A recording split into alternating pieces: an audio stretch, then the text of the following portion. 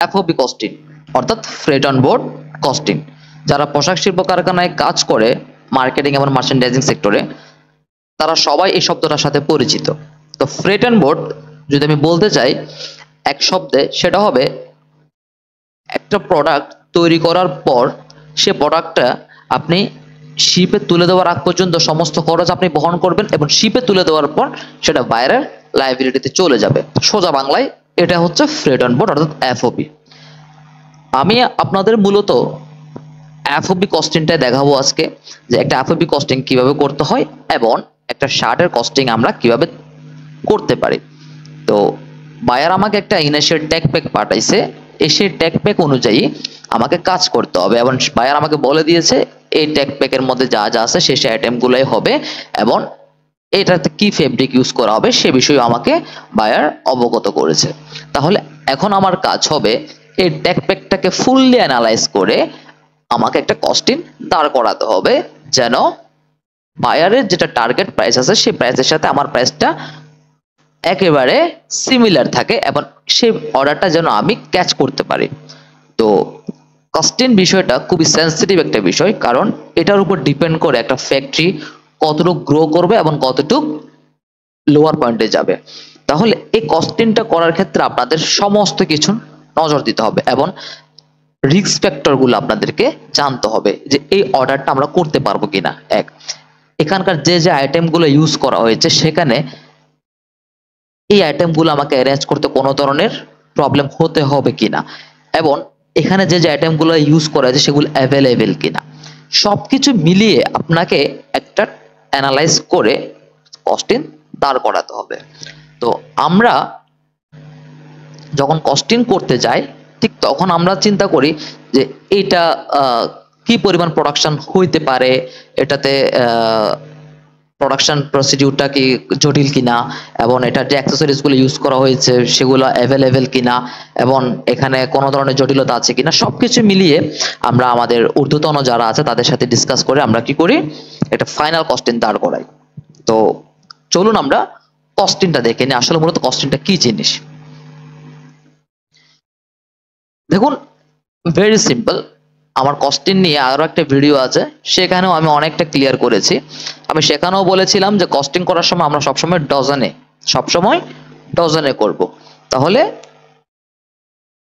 এই ট্যাগপ্যাকটা অ্যানালাইজ করে আমি কি কি পেলাম। আমার একটা open main with size level, অর্থাৎ মেইন লেভেলের সাথে আমার সাইজ লেভেল অ্যাটাচ করা লাগবে, তাহলে 1.03 ডজন। 03টা হচ্ছে আমার পার্সেন্টেজের জন্য দিলাম 1.03 ডজন। এই প্রাইসগুলোতে আপনাদের একেবারে চিন্তা করার কোনো দরকার নেই, এগুলো হচ্ছে ডেমো প্রাইস, এগুলো কোনো ফিক্সড প্রাইস না। এই প্রাইসগুলো এক এক জায়গায় এক এক রকম ভেরি করে, সো প্রাইসগুলোতে কোনো রকমের আপনারা নজর দিবেন না, আপনারা জাস্ট প্রসিডিউরটা দেখেন এবং মেথডটা ফলো করেন। তাহলে ওপেন মেইন সাইজ লেভেল লাগবে আমার কত, 1.03 ডজন। এটা প্রাইস দাঁড়াবে এত। শার্টিং কেয়ার লেভেল 1.03 ডজন, পিউ লেভেল 1.03 ডজন, হ্যান্ড ট্যাগ 1.03 ডজন। এই যে যে আইটেমগুলো বললাম এগুলো সব বায়ার ট্যাগ প্যাকে আমাকে দিয়ে রেখেছিল। সো এগুলা আপনাদেরকে কোনো ভিন্ন গ্রহ থেকে এনে এখানে বসাতে হবে না। বায়ার ট্যাগ প্যাকে যা যা মেনশন করবে আপনি ঠিক সেম বিষয়গুলো এখানে বসাবেন। শুধু আপনাকে কস্টিং করার সময় মাথায় রাখতে হবে কোনো বিষয় যাতে ছুটে না যায়। যেমন আমার ধরলাম আমার পিউ লেভেলটা ছুটে গেল এখান থেকে, তাহলে একটা জিনিস চিন্তা করেন, প্রতি ডজনে আপনার টোটাল 0.052 সেন্ট আপনার কি হয়ে গেল, চলে গেল। তাহলে এটা গিয়ে আপনাকে এফেক্ট করবে সিএম এ গিয়ে। তাহলে কোনো বিষয়ে যেন ছুটে না যায় এটা আপনাকে সবসময় মাথায় রাখতে হবে। একটা কস্টিং একটা এক্সেল শিটের মধ্যে দাঁড় করিয়ে দিলে কিন্তু কস্টিং হয়ে যায় না, আসলে এখানে অনেক কিছু অ্যানালাইসিং এর বিষয় থাকে। তো এরপরে প্রাইস ট্যাগ 1.03 ডজন, 4 হোল পাল বাটন 6 পিস, 0.55 ক্রুজ, 0.60 সেন্ট। বাটন নিয়েও আমার একটা ভিডিও আছে, যদি আপনাদের কেমনে আমি গ্রুসে কনভার্ট করলাম এটা যদি জানতে সমস্যা আপনারা ভিডিওটা দেখে আসতে পারেন। ইন্টারলাইনিং 1.1 ইয়ার্ডিস এক ডজনের জন্য 12 সেন্ট, থ্রেড 1 কোন 12 পিস বডির জন্য 65 সেন্ট, হ্যাঙ্গার সাইজার 1.03, এটাতে হ্যাঙ্গার হবে এবং সাইজার হবে এই জন্য $1 আমি ধরে নিয়েছি। পলি 1.03 ডজন, কার্টুন 60 সেন্ট এবং প্যাকিং ম্যাটেরিয়ালস 10 সেন্ট। তার মানে টোটাল অ্যাক্সেসরিজে অর্থাৎ এই বডিতে আমার অ্যাক্সেসরিজ এবং ট্রিমস এর মধ্যে আমার টোটাল $4 লাগবে। তাহলে আমার অ্যাক্সেসরিজ পার্টটা শেষ। এরপর আমাকে কোন পার্টটা নিতে হবে? এরপর আমাকে নিতে হবে ফেব্রিকের পার্টটা। তাহলে ফেব্রিকের পার্টটাতে কি আছে? ফেব্রিকের পার্টটাতে বায়ার আমাকে বলেছে এটা 100% কটন পপলিন হবে, পিচ ফিনিশড।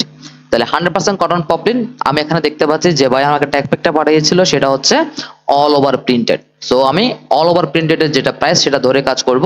তাহলে আমি ক্যাট থেকে একটা কনজাম্পশন নিয়েছি, ইভেন সেটা দাঁড়ালো আমার 8 ইয়ার্ডিস অর্থাৎ 4 to 7। আমি যেটা নিয়ে কস্টিং করতেছি সে সাইজটা হলো 4 to 7 সাইজ, এবং 4 to 7 সাইজের জন্য আমার 8 গজ ফেব্রিক লাগে, এবং একটা প্রাইস বসালাম। প্রাইসের দিকে নজর দেওয়ার দরকার নেই, এটা ভেরি করে এক এক জায়গায় এক এক রকম।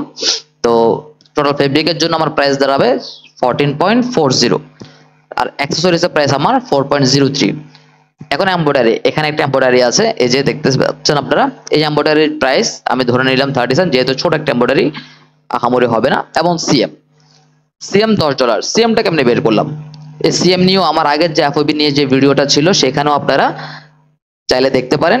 অর্থাৎ 1 ডজন 12 পিস বডি বানাতে আমার খরচ হবে $10। এটা হচ্ছে মেশিন কস্ট।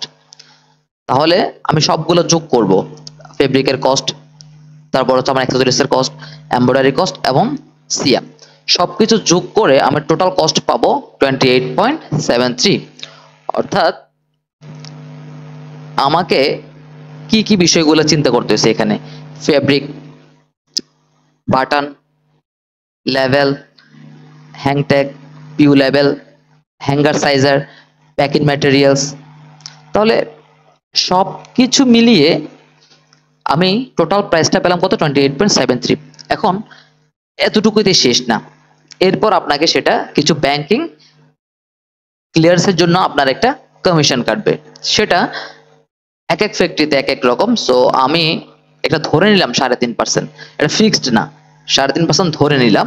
তাহলে টোটাল যেটা কস্ট দাঁড়াবে সেটার উপরে 3.5% যদি দিই তাহলে আমার $1.01 আসে আমার কমার্শিয়াল কস্ট। তাহলে এরপর আমার এফওবিটা দাঁড়াবে কত? 29.73। তাহলে আমার 1 ডজন শার্ট বানাতে টোটাল খরচ হবে কত? 29.73, অর্থাৎ $29.73। তাহলে এক পিস বানাতে আমার খরচ হবে কত? $2.48। তাহলে এই শার্টের কস্টিং করতে গিয়ে আমি পেলাম আমার পার পিস বডি বানাতে আমার $2.48 লাগবে। তাহলে আপনার একটা কস্টিং দাঁড় হয়ে গেল। এই কস্টিংটা হচ্ছে আপনার একদম সেফ সাইডের কস্টিং, অর্থাৎ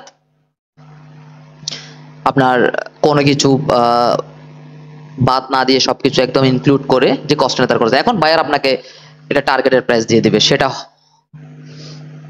হয়তো বা এটার চেয়ে 2.48 এর চেয়ে কমও হইতে পারে, বা 2.48 এর চেয়ে বেশি হইতে পারে, কিন্তু সব সময় 2.48 এর চেয়ে কমে হয়, কারণ বায়ার অলওয়েজ আপনাকে প্রাইস দিবে অনেক কমে। এরপর আপনি এই প্রাইসটা বায়ারকে শো করবেন যে আমার এই প্রাইসটা আসে, এবং ইভেন বায়ার যদি চাই যে আপনার কাছ থেকে ওপেন কস্টিং চাইতে, যে আপনি এটা দিতে পারেন, সমস্যা নেই, যেহেতু এখানে কোনো কিছুই অ্যাক্সেস ধরা নেই, সবকিছু একদম পারফেক্টলি দেওয়া আছে। তাহলে বায়ার বুঝতে পারবে যে না, আসলে আদৌ এটাতে এই পরিমাণ খরচ হইতে পারে, অর্থাৎ এক পিস বডি বানাতে আপনার $2.48 লাগবে। তাহলে এখন কি করবেন? বায়ারের সাথে চেস করে আপনি অর্ডারটা নেওয়ার চেষ্টা করবেন, কারণ এগুলো হলো খুবই সুইটেবল আইটেম, যে কোনো ফ্যাক্টরির জন্য, একদম ওভেন ফ্যাক্টরির জন্য একদম দারুণ অর্ডার। এইভাবে মূলত এফওবি কস্টিংটা করা হয়। তো আমি আসলে খুব সংক্ষেপে এখানে বলার চেষ্টা করছি যেন আপনারা মেথডটা বুঝতে পারেন, কারণ এখানে যদি আমি আপনাদেরকে যদি লাইন বাই লাইন বোঝাতে যাই, ওভেন মেইন লেভেলটা কি জিনিস, শার্টিং কের লেভেলটা কি জিনিস, পিউ লেভেলটা কি জিনিস, এতে করে হয়তো বা জিনিসটা আরো অনেক বেশি ইলাবোরেট হয়ে যাবে এবং আপনাদেরও বিরক্ত লাগতে পারে। অন্য একদিন হয়তো আমি ট্যাগ প্যাক নিয়ে আলোচনা করবো, যে ট্যাগ প্যাকের মধ্যে কি কি বিষয়গুলো থাকে। সো আজকের ভিডিওটা যেহেতু এফওবি নিয়ে, সো আমি ট্যাগ প্যাক অ্যানালাইজ করলাম না, আমি জাস্ট পয়েন্টগুলো বসাই দিলাম। এবং আপনারা যারা এই সেক্টরে আছেন বা এই সেক্টরে ক্যারিয়ার শুরু করতে যাচ্ছেন, তারা ইভেনচুয়ালি যদি ঢুকেন তাহলে এমনিতে বুঝতে পারবেন যে কোনটা মেইন লেভেল, কোনটা কেয়ার লেভেল, কোনটা পিউ লেভেল। সো আশা করি আপনারা বুঝতে পেরেছেন। যদি কোনো সমস্যা হয়ে থাকে অবশ্যই আমাকে জানাবেন।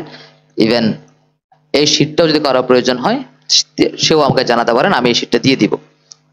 থ্যাংক ইউ সো মাচ, ভালো থাকবেন সবাই। আর হ্যাঁ, সাবস্ক্রাইব করতে ভুলবেন না। ধন্যবাদ।